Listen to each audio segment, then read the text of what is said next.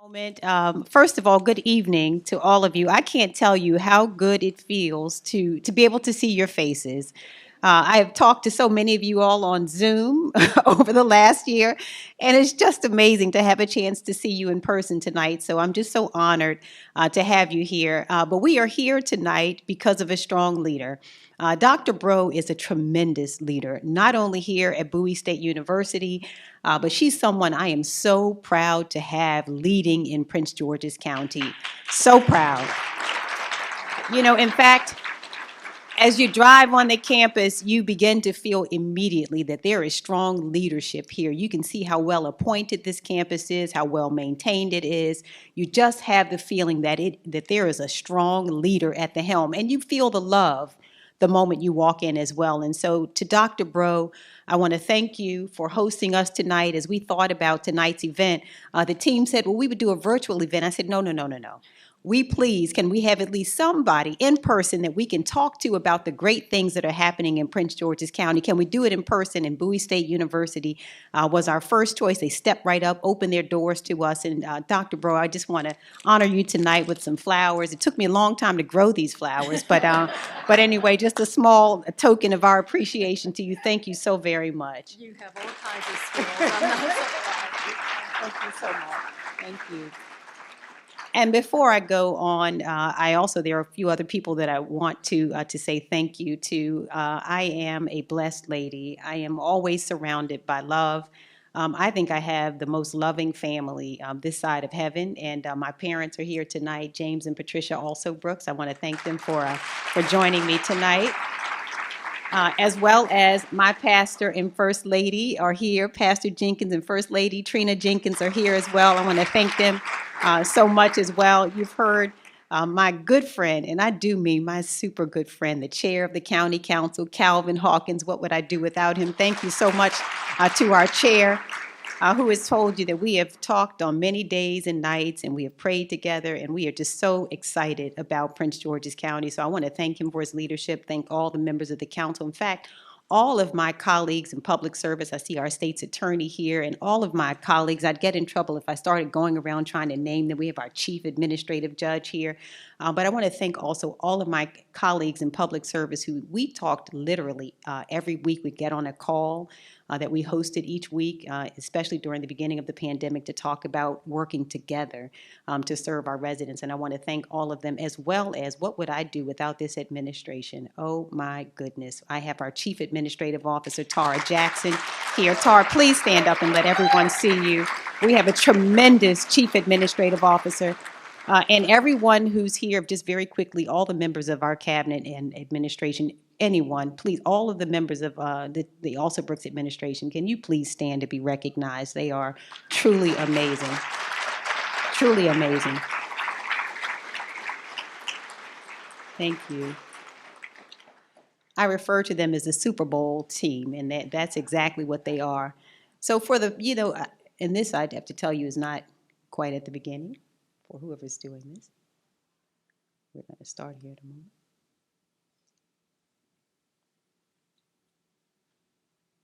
All right, so here we are, ready to go. But it really is an honor to be here in person tonight, and again, it is so great to have a chance to see all of you all and to be here at the Bowie State University. I want to again thank Dr. Bro for hosting us this evening here at the beautiful Bowie State University campus.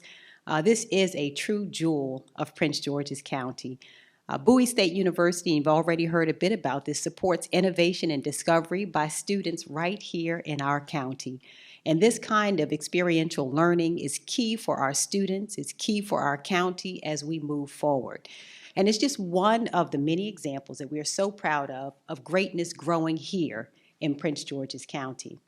For the past 15 months, we've seen one another over video calls. I've seen you. We've been behind these masks. And we've also lived under a cloud of uncertainty that has hung over all of us. All along, we've followed the advice of our public health officials and taken steps to keep our vulnerable residents safe. And like so many other challenges we've faced in our lives, this pandemic has forced us to adapt and grow in unfamiliar and in sometimes very uncomfortable ways. The hardship that was caused by this pandemic defined much of the past year in our community. The unequal fallout of COVID-19 has also refocused our attention on the systemic racism that still damages communities of color all around America. In many ways, 2020 was the hardest year that our county has ever faced, and I'd also dare to say it's the one that we've been waiting for. Prince Georgians and county-based businesses have been on life support, mired in uncertainty, and at times closed for business. But nobody should ever underestimate the grit, determination, and love that Prince Georgians have for one another. We avoided gathering with loved ones to protect them. We avoided going to our favorite restaurants and venues to protect ourselves, and carried on making huge sacrifices to protect each other. Prince Georgians lost their livelihoods, had to find ways to take care of their children, and many of us had to say goodbye to someone we love. At the onset of this pandemic, Prince George's government immediately began to recalibrate to meet the needs of this community. We hosted telephone town halls where over 60,000 Prince Georgians jumped on the call to engage us and get updated information regarding COVID-19. We knew we had to find new ways to reach our residents and provide reliable sources of information regarding up-to-date ways that we could stay protected from COVID-19. We were the first in the state, in fact, to have a mass vaccination testing site, and we launched testing centers all across the county to provide public health officials with the data that they needed to protect us. And we also sent mobile vaccination clinics into the community to reach our most vulnerable residents. We provided gap financing to those who unexpectedly lost their jobs and rental assistance to families. We worked with partners and volunteers to stand up and deliver 4.5 million pounds of food to thousands of Prince Georgians during their time of great need. The men and women from the Department of Public Works and Transportation, who would normally remove snow, pick up litter, and fill potholes, instead also fill their trucks with 1.6 million meals and deliver them to seniors. We issued more than $41 million in grants to over 1,500 businesses, including restaurants, child care centers, and hotels, and our efforts allowed many of the businesses in our county to remain open that would have otherwise closed. In line with the calls for social justice and equality that swept across our country, we took critical steps here on police reform. I appointed an independent task force to recommend changes, and we found a new reform-minded police chief. Welcome Chief Malik Aziz, who is a strong leader. Chief, please stand. Who is a strong leader focused on community policing. Every day he makes to make police reform a reality in our county. Even with all of the changes that we've made to ease the burden of COVID-19, at times it felt that the pandemic was inescapable. All we could do was to wait for this trial to pass and for life to find its normal fullness again. And thankfully, I believe that day has come. COVID-19 cases continue to plummet, and more residents continue to receive their free vaccinations. For the first time in 15 months, I am so delighted to join you here in person. And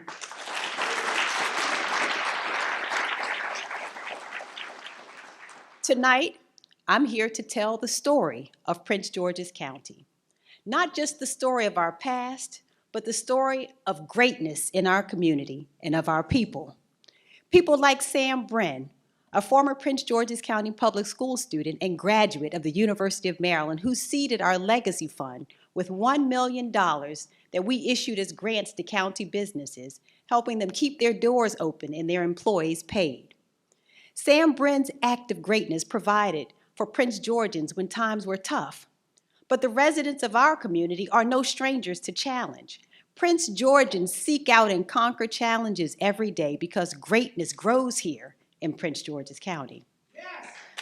Just this past February, Northwestern High School seniors Alexa Figueroa and Dennis Martinez pushed themselves to be great. After years of participating in their high school debate team, they decided to take on a new challenge, debating in Spanish for the first time at the Harvard University Debate in Espanol tournament. Alexa and Dennis represented the Washington Urban League Debate League, all Prince Georgians, and represented our entire community when they took on teams from around the country. And needless to say, they didn't disappoint. Now, they are national debate champions. And as stewards of this community, it is incumbent upon all of us to ensure that greatness like this continues to grow here. Every child in Prince George's County deserves the best possible place to learn. The facilities we provide our students should never be a challenge that must be overcome. Instead, every school should foster the greatness we find growing in our county. With an $8.5 billion backlog of school maintenance and repairs and the second oldest school facilities in the state, we decided that our kids, families, and teachers could not wait for facilities befitting of their dignity. I would like to thank Dr. Monica Golson, our school CEO, for helping me to fight to get this innovative plan to build 6 new schools in just 3 years. This is a first for the nation.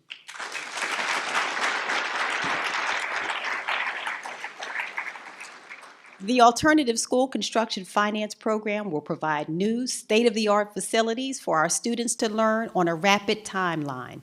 In addition, this program supports the local economy, creating opportunity for generational wealth and for local minority-owned businesses to construct and maintain these new schools. As we emerge from COVID-19, reimagining our community and our county stronger than ever before, we have to picture the kind of community we want to build. As we build new facilities and devote more of our effort to education, we help create a foundation for greatness to continue to grow here. Dennis and Alexa are just the latest proof that our children are truly great, and I will do everything in my power to make sure that we continue to make sure that greatness grows here. Education is an important part of our fabric, and it's one that we should never take for granted. This past year has also reminded us, however, sometimes painfully, of the importance of our community's health. Every athlete understands the importance of healthy food. That goes for track and field, basketball, football, soccer, tennis, and yes, even bull riding. This past year, Upper Marlboro teen Nick Jackson claimed the 2020 Junior World Finals Bull Riding Championship in Fort Worth, Texas. It's our job to make sure our county supports residents as they reach for their dreams, and that's true when it comes to education and access to healthy food. For greatness to grow, we need to make sure that our residents have the food options they need to stay healthy. Prince George's County has the highest percentage of food deserts in the region. Inside the Beltway, more than 50% of our food options are fast food. A lack of access to grocers with fresh produce has led to increased health issues such as hypertension, obesity, diabetes, and more. And these underlying conditions have directly contributed to what we saw during COVID-19.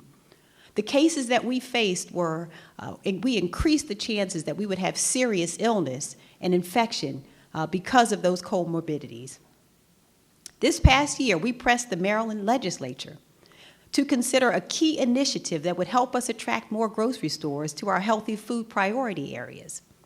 This bill would have given us a valuable tool in permitting certain new grocery stores to sell beer and wine to increase the profit margin and to make a stronger business case for new grocers in parts of our county that currently lack access to healthy foods. Now, while the legislature did not pass this bill, I will continue to press for policies and initiatives that help Prince Georgians access healthy food. One such initiative is a new partnership with the Capital Area Food Bank that will allow them to set up a mobile grocery truck.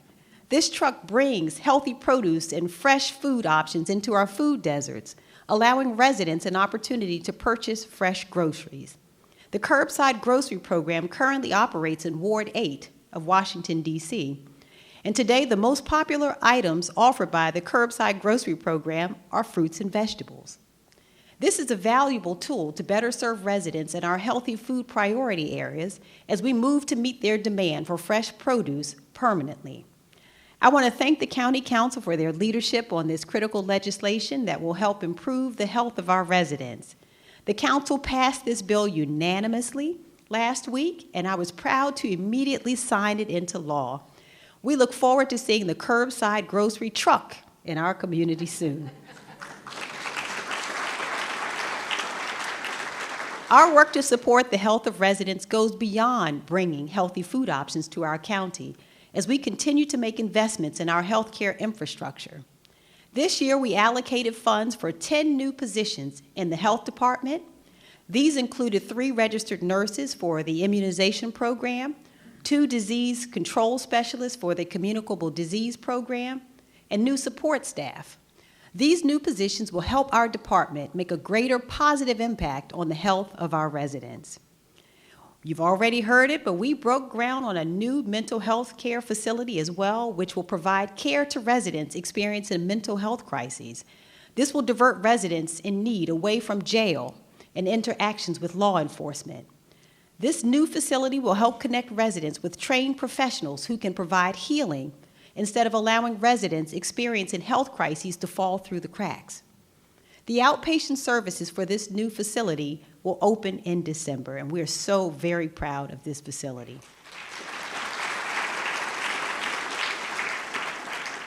And just yesterday, I was excited to join many of our colleagues at the grand opening of the new University of Maryland Capital Region Medical Center, a brand new state-of-the-art, built from the ground up right here in Prince George's County facility.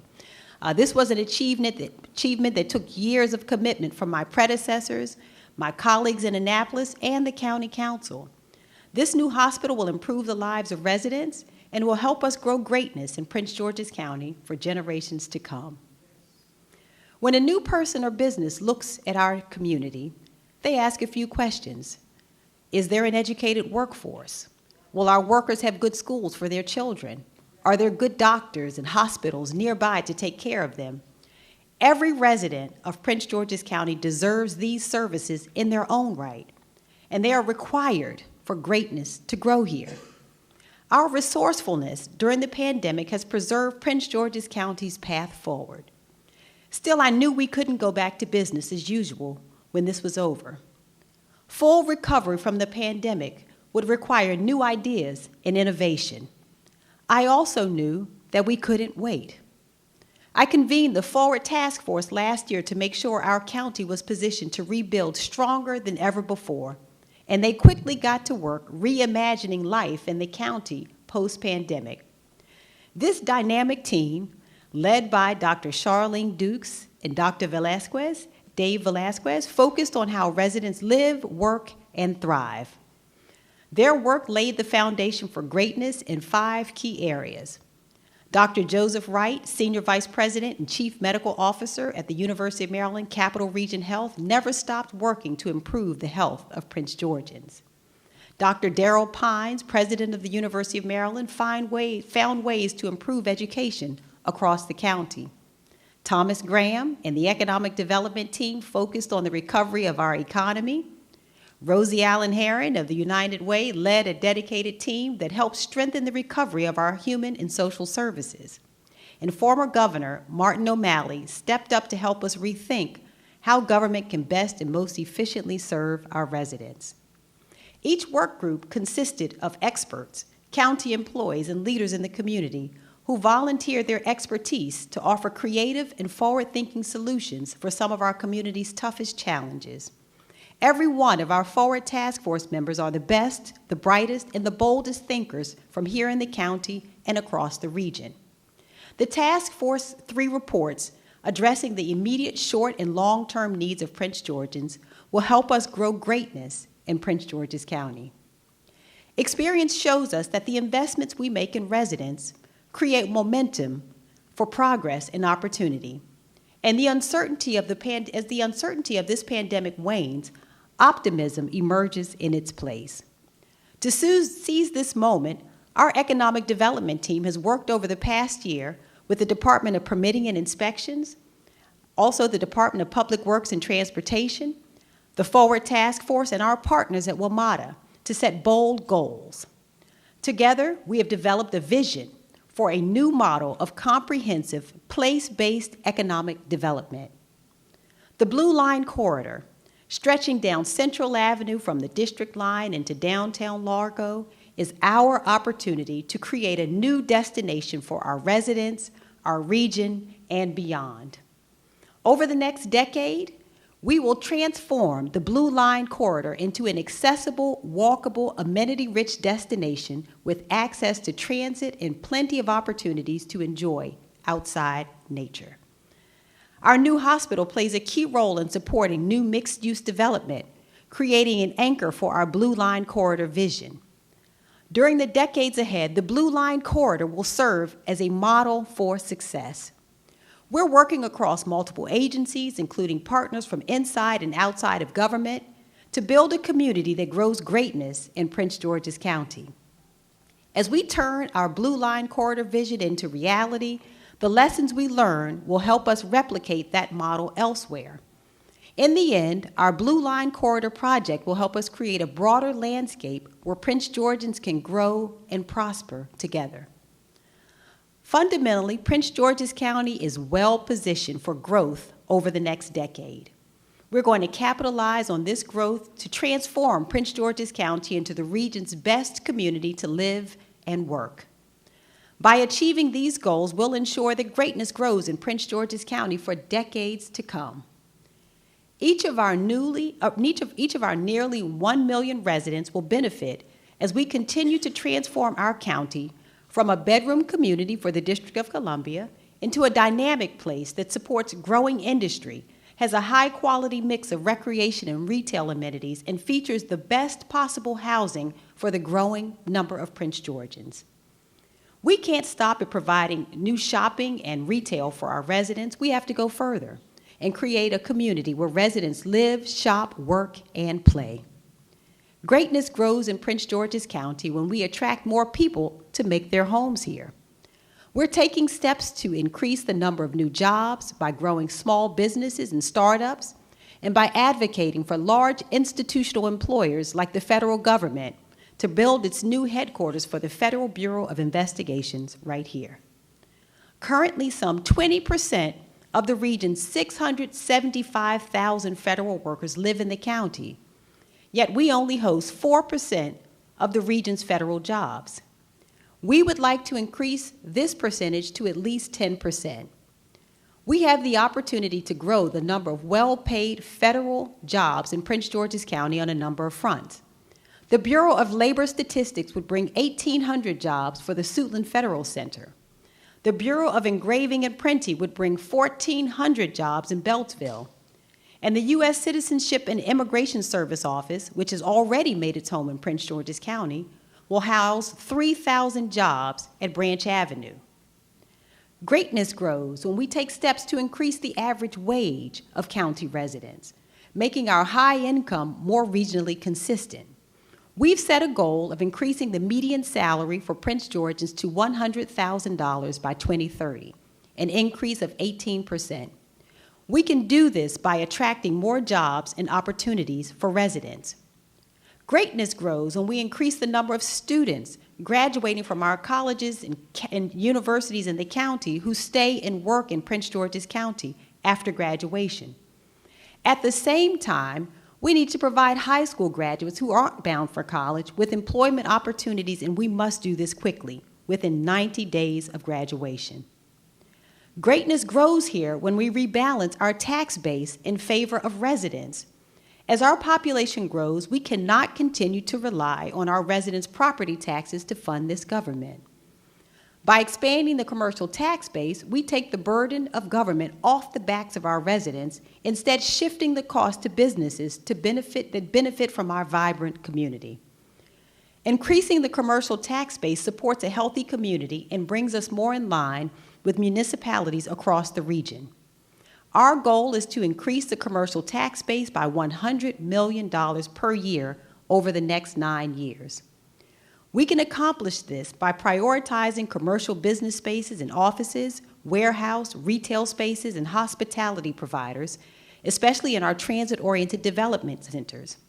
The National Harbor was a pivotal project that dramatically changed the county's tax collections from businesses. But you may ask, where's our next National Harbor? Well, the development at New Carrollton is set to bring 2.5 million square feet of office, retail, hotel, and multifamily residential. Key partners like WMATA, Kaiser, and Giant are anchoring there. And with Metro, MARC, Purple Line, and Amtrak passing through, New Carrollton will make Prince George's County the new gateway to the East Coast as well as the region, rivaling Union Station in D.C. and Penn Station in Baltimore. Prince George's County is growing along with the rest of the region. Plan 2035 anticipates this growth, and we want to grow our county responsibly in a way that does not encourage sprawl or stress our critical public services and infrastructure like police, fire, services, and utilities. Proposed developments like the Riverfront at West Hyattsville Station would add more dense residential housing to accommodate new and existing residents near transit with a mix of uses. This transit-oriented development will be similar to our goals for the Blue Line Corridor. We want to create places for our residents that are convenient and walkable. Greatness grows here when we preserve housing affordability. As we continue to add homes like these to our county, we'll have to work to diversify the county's housing stock by supporting 26,000 new residential units.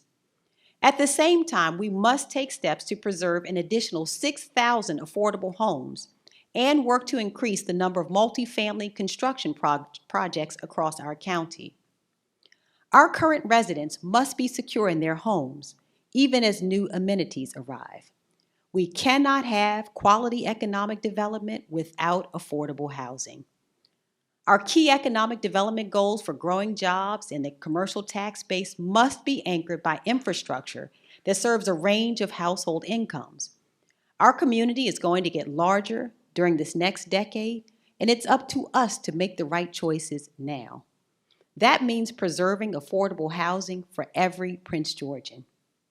Under my administration, the county is now exercising right of first refusal, which will ensure that as the county grows, those who have been longtime residents of our community will not be priced out of their homes. As I mentioned earlier, greatness grows here when more residents have access to healthy foods, and I'm so excited to announce that our vision for Prince George's County includes an additional 100,000 square feet of healthy food retail in our healthy food priority areas. This helps create better health outcomes for residents by supporting their access to healthy meals, and will help us to lower our to support our lower income areas in the county with new jobs. Time and time again, quality food and retail options are a catalyst in traditionally underserved and underinvested neighborhoods. When a new grocer or healthy food business opens in an underserved community, that business thrives and grows greatness for the surrounding neighborhood.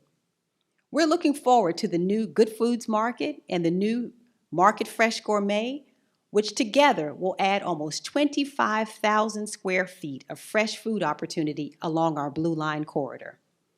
A grocery store can provide residents an anchor point, a place for kids to meet before they head to the park, a place to chat with neighbors and catch up with acquaintances, a place for a first job, to sell Girl Scout cookies, and to connect with other people.